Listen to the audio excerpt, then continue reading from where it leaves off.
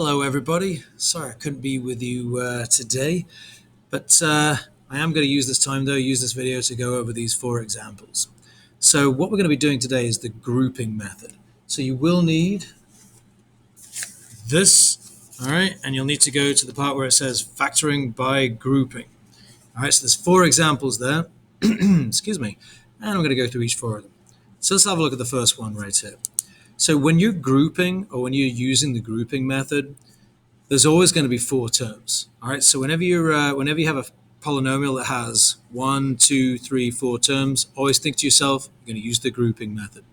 So the first thing you want to do is you want to separate it up down the middle into two binomials. So I'm going to make a little imaginary line that goes down like that. So we've got 1, 2 terms, that's one binomial, and then my other two terms right there, that's my secondary binomial. So we look for the greatest common factor. So we look at these two and we figure out, okay, well, what's the greatest common factor of 8x cubed minus 64x squared? So look at the numbers. The greatest common factor of 8 and 64 is just 8. The greatest common factor of x cubed and x squared will be x squared. And then I open up my parentheses and I say, all right, well, what do I need to multiply 8x squared by to get 8x cubed? Answer, just x. What do I need to multiply 8x squared by to get negative 64x squared? Answer, just negative 8. So that's the first part done. I have a plus right here for the next one, so I write down the plus sign. And now I look at these two, and I say, what is the greatest common factor of 1x and negative 8? So for this one, the greatest common factor is just 1. Open up my parentheses. What do I need to multiply 1 by to get x? Correct answer would just be x. And then what do I need to multiply 1 by to get negative 8? It'll just be negative 8. So when you get down to here, you know you've done it right, and you know that you could factor by grouping if both of those binomials here and here are the same. Once you get that, you take those binomials out as our new greatest common factor. So we have the x minus 8 that we got from here and here, and we took that out. So to get from x minus 8 to all of this, I just need to multiply by 8x squared. So I put my 8x squared right there.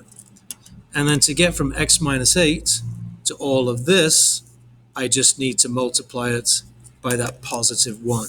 So therefore I put my positive 1 right there, and I've done it. Remember, factoring is just to write it as the product. And I have here a product of two binomials. And that's all there really is to it. So let's have a look at the next example. So same thing again, I got 1, 2, 3, 4 terms. Whenever you have 4 terms, you're going to use grouping. So split it up into two different parts, or two separate binomials. And then we're going to take the greatest common factor of the first one. So start with the numbers. What number goes into 12 and 21? What is the greatest common factor of those? I believe the answer will just be 3. What's the greatest common factor of x cubed and x squared? That'll just be x squared. Open up parentheses. What do you need to multiply 3x squared by to get 12x cubed? Answer will just be 4x. And to get from 3x squared to negative 21x will be minus 7. Let's look at the second binomial. The greatest common factor of 28 and 49, 7 will go into each of those. So there we go. We take out my greatest common factor of 7, open up parentheses, and now what do I need to multiply 7 by to get 28x? The answer will just be 4x. What do we need to multiply 7 by to get negative 49? That'll be negative 7. And again, I know I've done it right if these two binomials here are the same. So because they're the same, I can take that out, that binomial out as a greatest common factor. And I say, what do I need to multiply this by to get these two? So I need to multiply it by that, and I also need to multiply it by that. So in the other parenthesis, it's going to be 3x squared plus 7. And again, factoring just means to write it as a product. There's your product. All right, let's do the last two. Okay, so same thing, 4 terms, split it up. Now this one has a negative there, so you want to make sure that negative goes with it. Look at the first binomial. Greatest common factor will be 2x squared. To get from 2x squared to 12x cubed, that'll be 6x. To get from 2x squared to 2x squared, that'll be 1. Now here's where you need to be careful. Because you have a negative there, you need to make sure you take out a negative common factor. So what goes into 30 and 5? The answer will be 5. So you're taking out a negative 5. Open up parentheses. What do you need to multiply negative 5 by to get negative 30x? You just need to multiply it by a positive 6x. And what do you need to multiply negative 5 by to get negative 5? Positive 1. And remember, if you did everything right, these two will always be the same. So, final answer, take out that 6x plus 1 as your greatest common factor. And on the other part, it's just going to be the 2x squared and the negative 5. Remember, the sign always goes with it. So 2x squared minus 5. And there it is, a product of two binomials. All right, let's do the last one. So we have these two. That's the first binomial. Don't forget the negative of the second one. So there's my two binomials. Now the greatest common factor of 28 and 16, I believe, is going to be 4. The higher the numbers get, the harder it gets, but you can always check it on the calculator. And then the variable part is going to be x squared. Open up parentheses. To get from 4x squared to 28x cubed, I need to multiply it by 7x.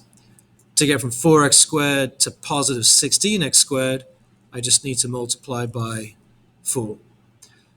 Now for the next binomial, remember you've got a negative at the beginning of it, so you need to include that negative right there. What goes into 21x and 12, sorry? The answer will be, I think, 3 will go into each of those. Open up parentheses, and then what do you need to multiply negative 3 by to get negative 21x? Just 7x. And what do you need to multiply negative 3 by to get negative 12?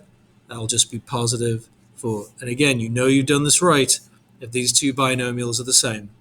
So we take out 7x plus 4 as our greatest binomial common factor. And then we say, what do I need to multiply that by to get all of this? I would need to multiply it by that. And then for all of this, I would need to multiply it by that. So I'm going to have 4x squared minus 3. And there's my product. It's completely factored.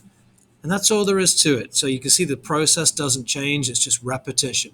All right, but remember, you can only do this when you have 4 terms. Sometimes they won't work, but a lot of these times, the questions are so contrived that it's going to work every time. All right, thanks for listening. If you have any questions, please feel free to reach out. Thank you.